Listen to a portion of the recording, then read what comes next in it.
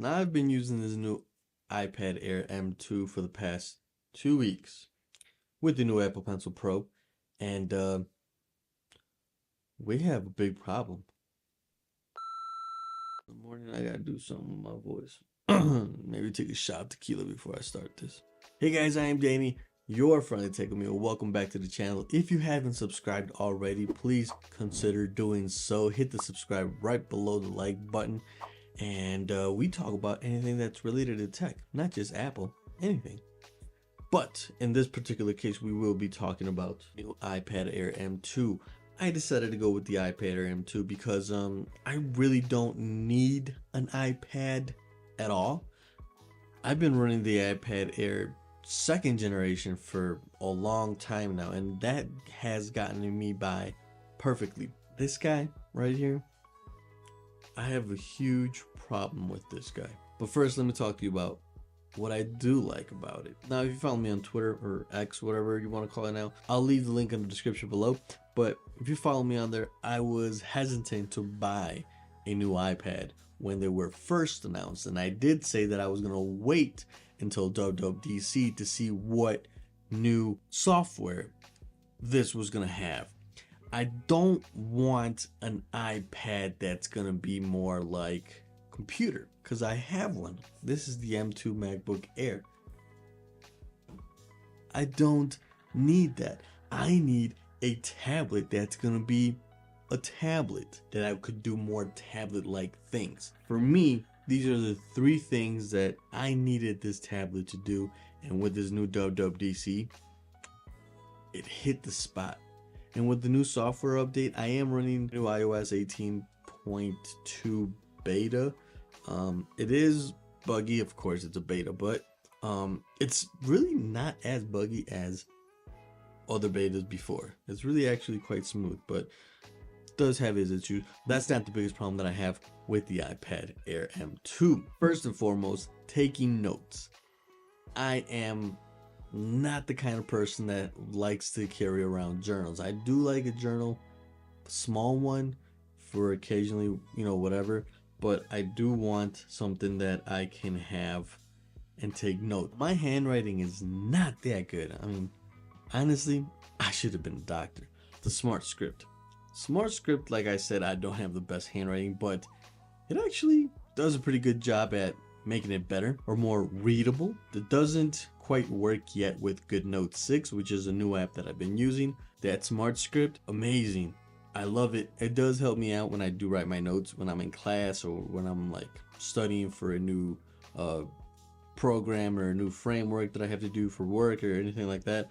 Great, because I can jot down notes and then I have them here on my iPad, or I have them on my computer, or I have them on my iPhone. That's the beauty of the ecosystem. But Smart Script, that was number one that I was like, okay, I might need to upgrade, right? Second one, I know we've never had a calculator on an iPad before, but when they announced the new calculator for the iPad, come on now. You're telling me that I was suffering through calculus. Apple could have just came out with it a long time ago, and I could have just written the equation, and it could have been giving me the answer. My son's gonna have it way easier than me. But there's where the big problem is. As good as the new calculator app is, where you can just write the equation and it gives you the answer. Now my son is barely 5, he's barely learning, he's doing the basic add, the basis, subtraction, blah blah blah. But I realized that he only memorizes it, right? So right now he's memorizing it. He doesn't really know how it works, how addition works, how subtraction works. And I have a feeling that with this new iPad calculator, a lot of students are going to be the same way. They're just going to put it down and then they're going to have the answer. How did they get the answer? Remember back in school when we had to show our work? Yeah, that's where we have the big problem. So Apple, you can have a function or a pop-up comes up that says, would you like me to show you how I got this result? And then have a step-by-step indicating how they got it. That would be way much better, because if you don't, it's just like having ChatGPT do my homework, and it's not. You're not going to learn anything. So if you're really about the education, if you're really about the people, Apple, you would add in this extra function that helps the students learn how to get the answer rather than here's the answer, if you know what I mean. Third thing, I'm not a huge gaming guy, especially on mobile devices. Like, I play here once in a while here on my phone when I'm, out and about, when I'm waiting on, a doctor's visit or something like that. But I'm not going to be carrying my iPad around for all that. But I did download the Resident Evil Village on here. And let me just say that that thing works so smooth.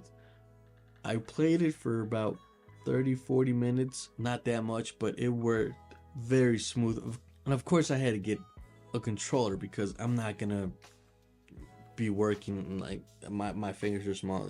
Yeah, I can't get all the buttons and I'm probably gonna die very fast. I did plug in PS4 controller and it worked perfectly. I did have my headphones on perfectly. It does come up with the game mode. It's a lot more responsive and I like that. Now, I'm not saying buy this for gaming. No, I'm not saying buy the new M4 iPad Pro. No, buy a PC. Honestly, still buy a PC for gaming. But if you want to do basic level gaming, you can get away with some, not all. But AAA games are still more on PC rather than Apple. And the last thing, Apple Pencil Pro. This was the cherry on top. This was the icing on the cake for this new Apple Pencil. For me, revolutionary. This is the first Apple Pencil that I've been using because like I said, I came from the iPad Air 2nd generation, which did not have any support for any pencils at all whatsoever. So this is the first for me. The haptic touch, it is remarkable. The double tap to switch between the tools that you're using, absolutely easy, very, very simple to use. I could be writing notes and oh my god, I messed up. Double tap, go to eraser, blah, blah, blah, double tap. I don't have to, go all the way up on top, pick the eraser, blah, blah, blah. And then I can just squeeze it, have the mini menu come up, and then I can say, you know what, I was drawing something, but I want the eraser to be a lot bigger so I can erase a lot more in a couple of swipes. Very, very easy, very intuitive.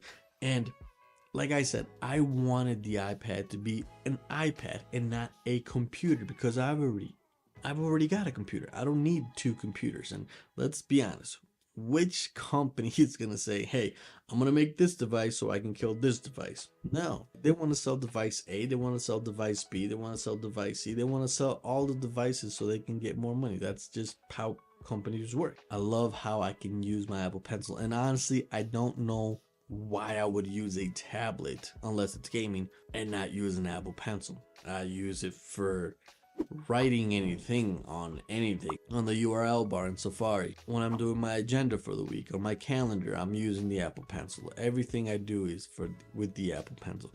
And that was the icing on the cake. I was like, all right, now I'm intrigued. Apple gives me 2 weeks to go ahead and try them out. And if I don't like it, I can just return it. I'm not returning it. I love my Apple Pencil Pro and I love my iPad Air M2.